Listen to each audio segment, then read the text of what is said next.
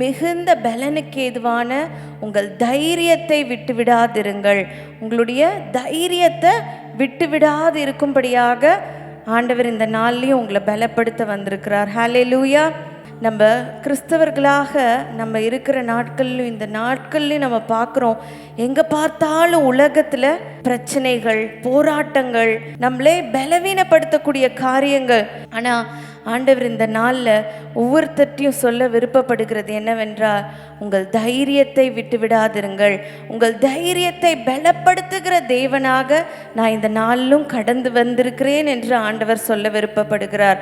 அப்போது உங்களுக்கு ஒரு பலன் வேணும்னா உங்களுக்குள்ள ஒரு தைரியம் இருக்கணும். தைரியத்தை இழந்துட்டாங்கன்னு வச்சுக்கோங்களேன், அடுத்த அடி எடுத்து வைக்க முடியாது. என்ன தோணும்?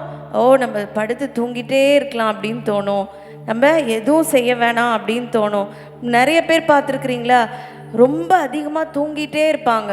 என்ன அர்த்தம்னா அவங்க ரொம்ப சோர்வுக்குள்ளாக இருக்கிறாங்க. அவங்களோட மனசு தைரியத்தை இழந்து இருக்குது. அவங்களோட மனதில் தைரியம் இல்லை.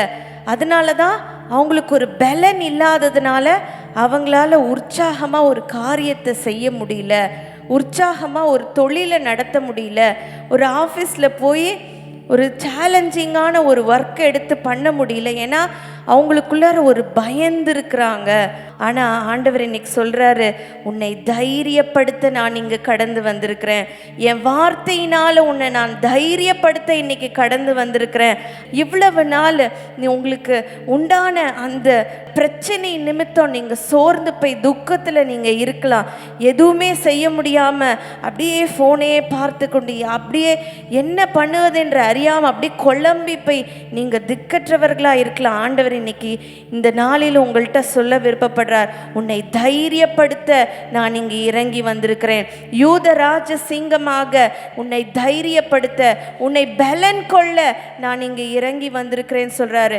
அப்போ உங்களை இன்னைக்கு பலப்படுத்தி இன்னும் அதிகமாக ஆண்டவருக்காக காரியங்களை செய்யும்படியாக, இன்னும் அதிகமாக உங்க வாழ்க்கையில நீங்கள் சாதிக்கும்படியாக, இன்னும் அதிகமாக ஆண்டவருக்காக ஓடும்படியாக, உங்களை உயர்த்தும்படியாக, உங்களை உருவாக்கும்படியாக ஆண்டவர் இறங்கி வந்திருக்கிறார். ஹல்லேலூயா.